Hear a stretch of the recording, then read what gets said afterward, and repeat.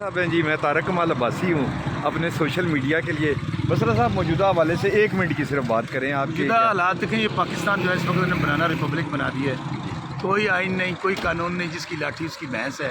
पाकिस्तानियों को कीड़े मकोड़े समझ लिया गया है। इमरान खान जो पाकिस्तान है, जो 80-90% पाकिस्तानी की तर्जुमानी करता है, उनके ख़िलाफ़ आज भी इंतकामी कार्रवाइयाँ हो रही हैं। इलेक्शन जो है उसको इस तरह लूटा गया है, लोगों के मुंह पे थप्पड़ मारा गया है कि आपकी हैसियत कीड़े मकोड़ों की तरह है। लेकिन ये नहीं चलेगा। पाकिस्तानी अवाम बाशऊर हो गए हैं, एक इनकलाब की सूरत है।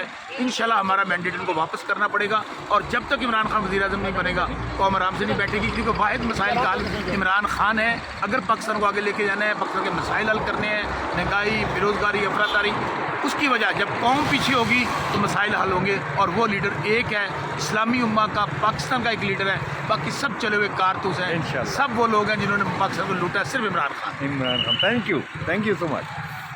ये देखें जी, ज़बरदस्त किस्म के हमारे दोस्त हैं। बाय। ये हैं इसके ऊपर, बाइक के ऊपर गाड़ी इनकी खड़ी है। मेरी भी गाड़ी कोई ले गया जी।